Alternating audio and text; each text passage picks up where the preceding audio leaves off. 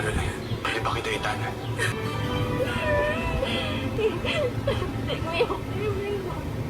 Masayang-masaya sila Lola Nene, Monching at Snoop habang kasama din nila si Dr. John nang malaman nilang tinangay ni Bingo si Caroline dahil tinext na Irene kay Snoop. Diniit pa ni Monching sa mamang niya na ang galing talagang gumawa ng eksena ng apo niya na agad naman silang sinita ni Dr. John na nakakatakot yung ginawa ni Bingo dahil baka idemanda siya ng mga Chus dahil kidnapping ang ginawa niya.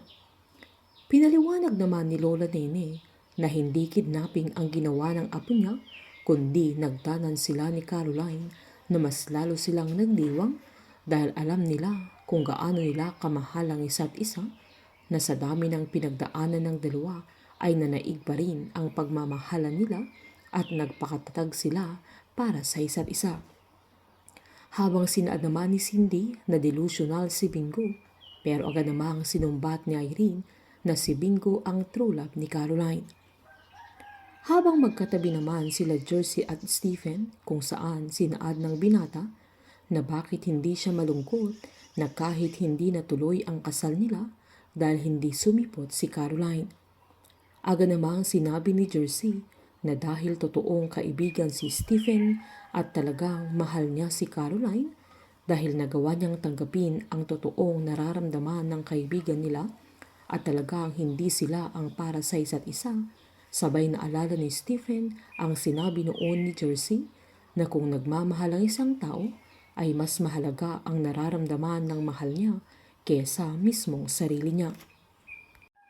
Habang mangiyak-ngiyak naman si Bingo nang sabihin niya kay Caroline na hindi pa naman huli ang lahat dahil umabot pa rin siya sa huling pagkakataon. Sinaad naman ni Caroline na kung sinagot lang niya yung tawag niya ay hindi niya kailangang gawin yun, na agad namang sinabi ng binata na natakot siya dahil sa lahat ng nangyari sa kanila ay baka hindi na sumama si Caroline sa kanya, na tama naman si Caroline na hindi niya dapat kinakailangang itakas ang dalaga, sabay tinanong niya ito kung papayag na siyang magtanan silang dalawa, na mas umiyak naman ang dalaga at sinabing dalhin na siya ni Bingo sa lugar kung saan niya gusto, sabay nagyakapan silang dalawa na mangyak-ngyak na din si Bingo sa mga sandaling yan.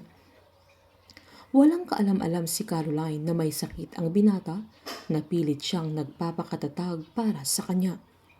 Nangako pa si Bingo sa dalaga na hinding-hindi niya bibitawan ito.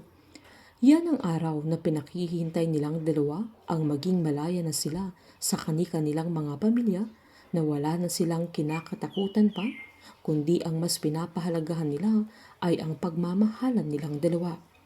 Painit ng painit ang mga tagpo, sabay-sabay po nating subaybayan ang advance episode at ang nalalapit na pagtatapos ng Can't Buy Me Love dito po sa aking channel.